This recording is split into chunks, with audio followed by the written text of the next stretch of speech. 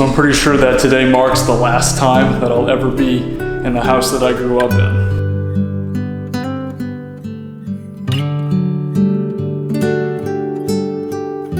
It's definitely a pretty weird feeling, you know. I kind of thought I would be like really sad about it, but I'm not really sad. I'm more just nostalgic, you know, just remembering all the things. It's really strange to see the place completely empty like this. Like, this is my old bedroom. There's nothing in here right now, and pretty much the whole house is empty aside from a few pieces of furniture that the new buyers are getting. But it's been crazy the last couple of weeks, going through everything, throwing a bunch of stuff out, helping my parents move stuff to their new place. Definitely been kind of strange, and you know, those memories, I'll always have them. Some are good, some are bad, and I guess that's just part of life, but it is a weird feeling. So a couple of updates on the Element. I did spend quite a bit of time yesterday trying to address that oil leak issue that I've been talking about. It is a pretty minor issue, like it's a couple of drops of oil that are coming out here and there, but at the same time, like, I wanted to get it taken care of because I am planning to hit the road tomorrow. So I spent some time on it with my grandfather. If you can already tell based on the way that I'm telling the story here, it didn't go as planned. I thought it was the VTEC solenoid. I know that that was something that a few folks had suggested in the comments, and it seemed like that was the culprit based on what that mechanic had told me over a year ago. But we got underneath and I bought all the parts. I bought there's a little gasket that you can buy that you can put in that replaces the old one that starts to go bad over time, and I was ready to go, and we jacked it up. I get underneath it, start looking around, and there's like no oil coming anywhere from the VTEC solenoid side of the vehicle. Like, it's coming from the other side of the engine bay, so I have no idea what the oil leak is, if there even is an oil leak. Like, for all I know, the drops of oil could have just been from like an oil filter not fitting the right way or something like that, and the oil had just built up on there. So I cleaned it all up really well, but we decided not to take the VTEC solenoid off. We tried to take it off, but it was like completely impossible to get the bolts loose. There's 3 bolts there, and so halfway through, you know, we kind of aborted mission, I guess, and decided to just put the car down and go with it. So I'm gonna keep an eye on the oil level, continue to top it off. I have a quart of oil that I can use if I need to top it off at any point, and hopefully, you know, it's fine the way it is. I know that at some point in the near future, I'm going to be selling the Element and moving into something else. I know that I talked about that pretty extensively in my last video. And thank you to those of you who left comments in the last video. I definitely read through all of them, and there were a lot of great suggestions about vehicles to consider and stuff like that. I think I've made my decision. I went to a Nissan dealership the other day. I didn't buy anything or anything like that, but I did look into possibly buying something in the future. I looked at the NV200. I think that is the route that I want to take. You know, the NV2500 is great, but it really doesn't get good gas mileage. Like, usually 14, 15, I'm seeing even as low as like 12 miles to the gallon for the high top, and I don't know if I want to go down from that from the Element. I mean, the Element's not great. It certainly isn't a Prius. I only get like 22, maybe 23 miles to the gallon total, like even on my best of gas tanks with the Element. So, you know, it's not like I'm coming down from too much there, but I would like to stay in that area if I can. I do a lot of driving. I travel around a lot, so I think it makes more sense to go with something that's smaller, to go with an NV200 size van. Maybe looking to doing a pop top on there as well. I've already reached out to Recon Campers. They are pretty booked for the next few next year or so, so I don't know if it's going to necessarily happen, but something like that I think would be pretty neat to add to it, and then just try to maximize that space in there with a well-designed camper. And that's kind of what I want to do. I'm thinking within the next 3 to 6 months is when I'm going to be moving forward with that,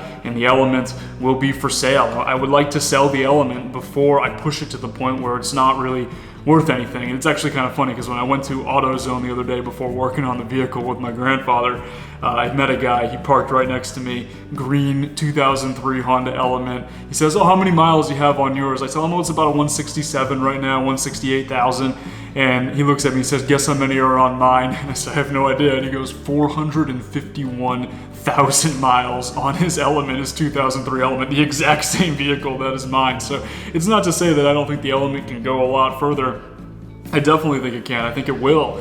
But I just, at the same time, like, I'm ready to move into something else. And I don't know. I don't know if I want to invest in the suspension. It definitely needs some work on the suspension, so it's just not something that I really want to do. I want to just want to move on to something newer, something a little bit bigger that will be more comfortable for me for a long time.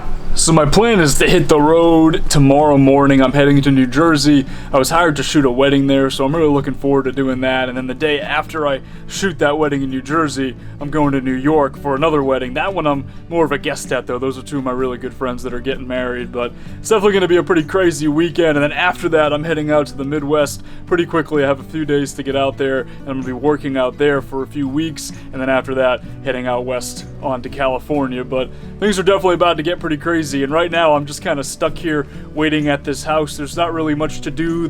The internet's out, like there's no internet, there's nothing in the house, there's no furniture, there's only like one stool to sit on, so I'm just kind of here waiting because I ordered something on Amazon. I bought a chair, one of those camping chairs there. I'm gonna switch arms because my arm hurts.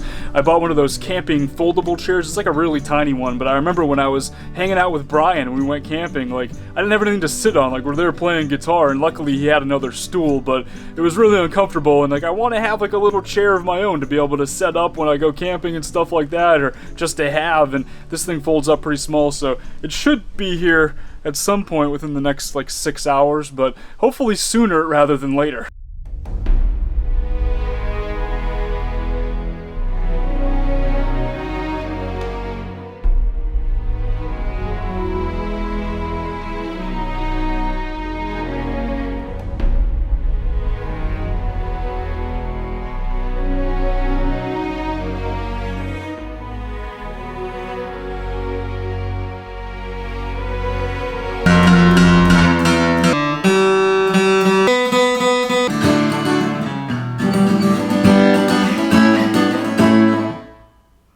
Much better.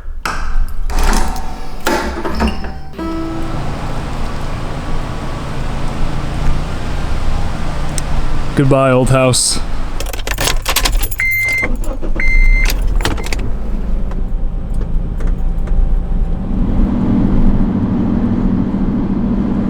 And just like that, we are back on the road. It's the next day now. I spent yesterday evening saying goodbyes with family and everything like that, and now we are about 2 hours from the Connecticut-New York border. I'll be crossing out of New England into New York, and I'm looking forward to being back on the road. I'm not really looking forward to being in the New York City area for the next few days. You know, the traffic there, the people there, the toll roads.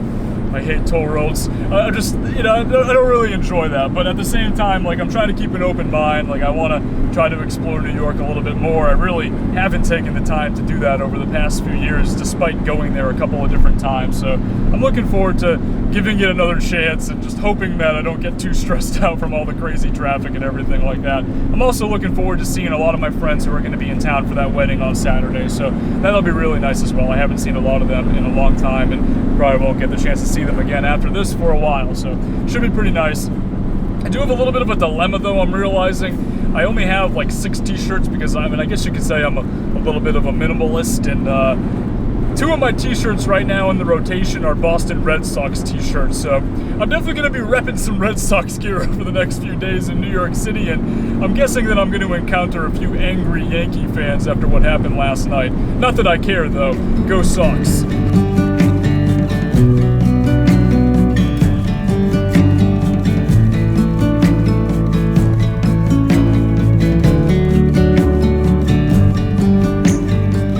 Already hit traffic. We're still like 44 miles from the Connecticut-New York border. We're not even close to New York City yet. I had to stop short. Didn't even expect there to be a traffic jam. Then all of a sudden it just kind of came out of nowhere. My muffins went flying all over the back seat. I had to clean them up once I got stopped. This is absolutely miserable. I think this is going to be a long weekend. I think I'm going to end the vlog here though, guys. I'm about to go pick up my good friend Jordan at the airport at LaGuardia, and then we're going to drive straight into downtown Manhattan. And I can imagine that the last thing I want to be doing is messing with a camera or anything like that while I'm driving in New York traffic and doing that trip. I think it's going to be quite the journey. So I'm going to end it here. I am going to try to make a video at some point though in New York and get some footage around the city. That's something that I've been wanting to do for a while. So I'm going to try to do that over the next few days, and it'll probably be part of the next video. Thanks for watching, guys. I'll talk to you all in that one.